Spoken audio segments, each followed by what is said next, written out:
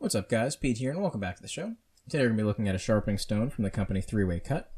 And just to clarify, before I go any further into this review, I was given this stone for the purpose of this review by the company, but I wanted to clarify that anytime I receive a product on this channel, regardless of how I receive it, it will always be reviewed 100% honestly and unbiased. So with that quick little disclaimer out of the way, let's start with what you get in the box. So you get the whetstone itself, which is a combined 6,000 and 1,000 grit whetstone. And for those of you who are less familiar with the terminology or just sharpening in general, a whetstone is simply a stone that's intended to be soaked in water prior to and during use. It's just better for the longevity of the stone and also better for the knife that you're sharpening. Now beneath that you get this very nice bamboo base that has a rubberized bottom on right here, which means that once it's down on any surface, it's not really going to go anywhere, which is very important whilst you're sharpening. You don't want your stone to kind of walk off on you. And then between the base and the stone, you have this lovely little rubber gasket that keeps the stone even more so in place, but it also prevents the stone from marring up this bamboo base. Now, this is a guided system, which means that it comes with this little angle guide. That means that whilst you're sharpening, it'll keep your knife at the perfect angle for that particular task.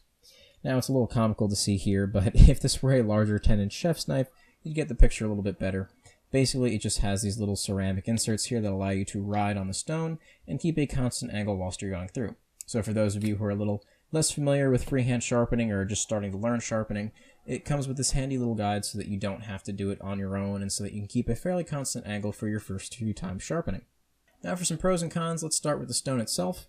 Really no cons here. This stone is fairly impressive for the price, which I'll get to in a little bit, but very, very good. It's handled basically everything I've thrown at it, which is more than just your average kitchen knife. I have also sharpened up my Kaiser Begleiter, which is VG10 steel, which is a fairly tough steel. It was giving my Lansky system a bit of a run for its money, but I was able to sharpen it up freehand on this guy with no issues at all, and it did so fairly quickly. Because it's got a nice broad area to sharpen on, it's fairly quick at removing material and sharpening in general.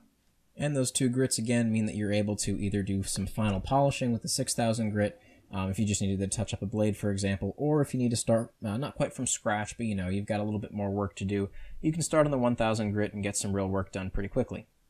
Now let's talk about this angle guide for a minute here. This is where some of my cons really start coming in. This is a little bit on the cheaper side. It's basically just a little plastic clamp who's cast in such a way as to create some spring tension so that when you put the knife in there, it clamps onto it. Obviously, with anything like this kind of shape, the more you use it, it's going to slowly start wearing out, so it's not going to grip things as tightly.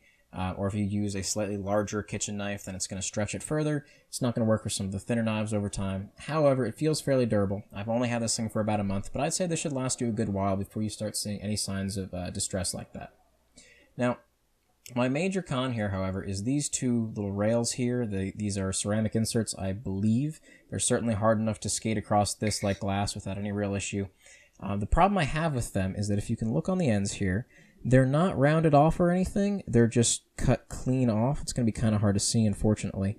There you go. They're just squared off. There's no chamfering, no rounding over of these edges, which unfortunately with such a hard material like that means that it's going to be able to gouge your stone a little bit.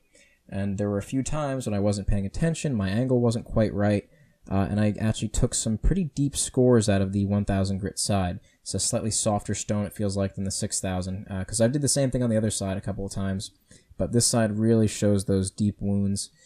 Fortunately, it's not the end of the world. It is something that you will just over time kind of buff out of the stone with use, but it is something to kind of be aware of.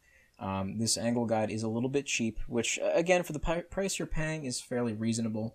It's still going to do the job, but just, buyer beware, be careful with it, and be cognizant whilst you're sharpening, which you should be anyway, so it's not that big of a deal breaker for me. Plus, personally, I'm a huge advocate for learning how to freehand sharpen your knives.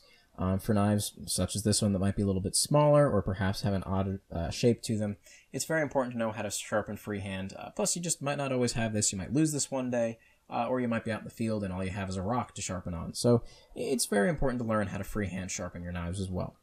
Overall, some of the things that I'm most impressed with is A, the quality of the stone. It really is quite impressive for a relatively low price. And also this base is very aesthetically pleasing. I wasn't expecting something quite this nice. There are some that will have basically just this, like a little rubber gasket that you can just kind of put your stone into so it doesn't slip around. It's obviously not very pleasing to the eye. This bamboo base, however, is very, very nice. It looks really good on your kitchen table. So I would definitely say that it's a very appealing little sharpening setup, as opposed to some of the others that are more, utilitarian. They'll get the job done, but you're not too proud of the way it looks. This, on the other hand, hits both of those marks fairly well. However, this guided sharpening system is not the best in the world, but I would say that's really not the end of the world because you should be learning to freehand sharpen anyway, but this will act as a nice crutch whilst you're first learning. So it's nice to have it in there, but I would say don't rely on it because it's not the best piece of hardware I've ever seen. Overall, though, I say it's a fairly decent investment. It is relatively cheap, and fortunately, our friends over at Three-Way Cut were very generous. They didn't forget about you guys, the viewers. They very generously provided a 15% off discount code, which I'll put in the description down below, along with a link to their Amazon page. So I would highly recommend you check it out. It's definitely a fairly decent product for the price. You certainly won't be disappointed with it, and it's given me some great results thus far, so I'm very happy with it personally, besides those few little hiccups that I did mention. That pretty much covers everything I wanted to talk about, guys, so thanks again for watching, and as always, please like, subscribe, and comment down below if you have any questions about this or anything else that I do.